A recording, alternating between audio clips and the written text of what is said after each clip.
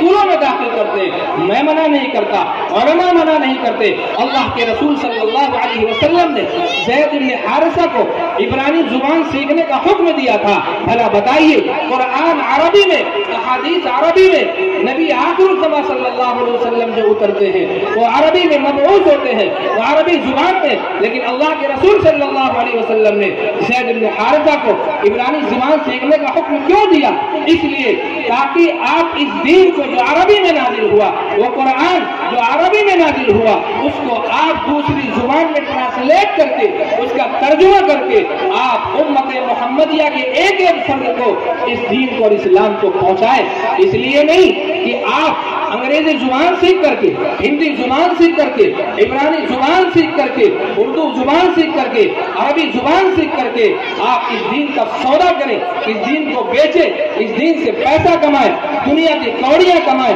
دنیا کی بلڈنگیں سجائیں اور دنیا کی گاڑیاں لے کر کے ایسو مستی کریں۔ اس لیے اللہ کے رسول صلی اللہ علیہ وسلم نے نہیں بتایا تھا۔ اس لیے میرے عزیز ساتھیوں، میرے مسلمان بھائیوں، عاجزانہ درخواست ہے، اپنے بچوں کو مکاتب میں ضرور داخل کیجیے۔ ایک زمانہ وہ تھا ہمارے علماء انگریزی پڑھنے سے روکا کرتے تھے، لیکن ایک زمانہ یہ آ گیا ہمارے علماء اجازت دیتے ہیں اپنے بچوں کو بہترین انگریزی پڑھائیے،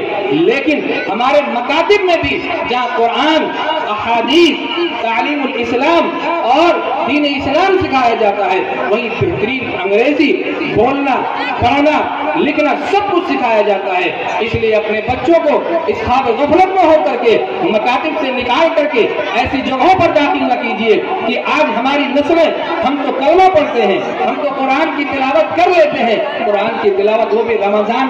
میں قرآن کھل جاتا ہے، مسجدوں میں قرآن پڑھے ہوئے، اس پر گرد پڑی ہوئی ہے، گھروں میں قرآن سجایا ہوا ہے، وہ ایک گلدستہ بن گیا ہے، وہ رکھا ہوا گلدستے تو صاف کر لیے جاتے ہیں، لیکن قرآن کے جزوان ہمارے گھروں میں دھلے نہیں جاتے، صاف نہیں کیے جاتے۔ اللہ امت محمدیہ کو صحیح سمجھ نصیب فرمائے۔ آج ہم نے اپنے بچوں کو اس لیے اسکولوں میں داخل کر دیا کہ دنیا کی کوڑیاں ہم حاصل کریں گے۔ یاد رکھیے، ہم نے اسی سرامیر کے اطراف میں ہم نے بچوں کا جائزہ لیا، جو بچے اپنے مکتب میں نہیں جاتے ہیں، 12 13 سال کے بچوں کو پہلا کلمہ یاد نہیں،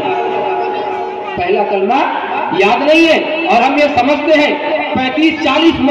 مساجد ہمارے سرامیر کے اندر ہے، چھوٹے چھوٹے کئی مکاتب ہیں، بڑے بڑے کئی مدارس سے گھرا ہوا یہ قصبہ ہے، یہاں پر علماء، صلحاء، اتقیاء، حفاظ پیدا ہوتے ہیں۔ وہیں ہمارے ان گاؤں کے علاقوں میں سرامیر کے اطراف میں ایسے بچے بھی ہیں جنہیں کلمہ یاد نہیں ہے۔ وجہ کیا ہے کہ ہم نے اپنے بچوں کو انگریزی سکھانے کے لیے ایسے اسکولوں میں داخل کر دیا جہاں صرف نام ہے کہ وہاں قرآن پڑھایا جاتا ہے، جہاں صرف نام ہے کہ کلمہ سکھایا جاتا ہے۔ آج ہم مسلمان ہیں، ہم اپنے بچوں کو اسکولوں، کالج اور یونیورسٹیوں میں، کانوینٹوں میں داخل کرتے ہیں، کہیں ایسا نہ ہو ہماری یہ نسلیں ہمیں دیکھ کر کے مسلمان تو ہو جائے، لیکن ان کی اولادیں گھروں میں کافر اور مشرک پیدا ہوگی، ان کا ایمان بچانا مشکل ہو جائے گا۔ آج ہمارے درمیان علماء کی قدر نہیں ہے، مکاتب کی قدر نہیں ہے۔ اگر ہمارے مدارس اور مکاتب کے لوگ 200-300 روپیہ فیس مقرر کر لیتے ہیں تو جیب میں ہاتھ جب ڈالتے ہیں فیس نکالنے کے لیے، ایسا لگتا ہے جیب نے ہمارے ہاتھ کو پکڑ لیا ہے، ہاتھ چھوٹتا ہی نہیں۔ اور وہی ہمارے بچے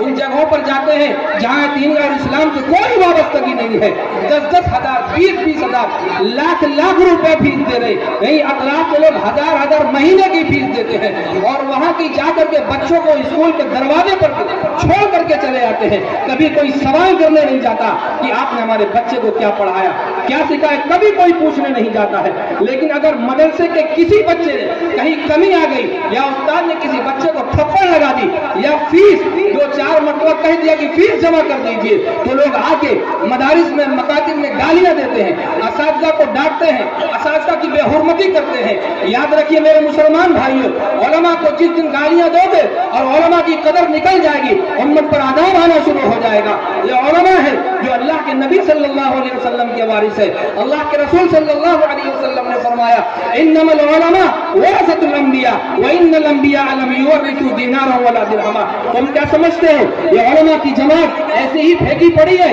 یہ علماء پھٹے کپڑوں میں، پرانے کپڑوں میں 2-4-5 ہزار 10 ہزار کی تنخواہ میں اپنا خرچ لیتے ہیں، اپنا گھر بار چلاتے ہیں، اپنی عزتوں پر پردہ ڈال کر کے چلتے ہیں۔ ایک صاحب ہم سے کہنے لگے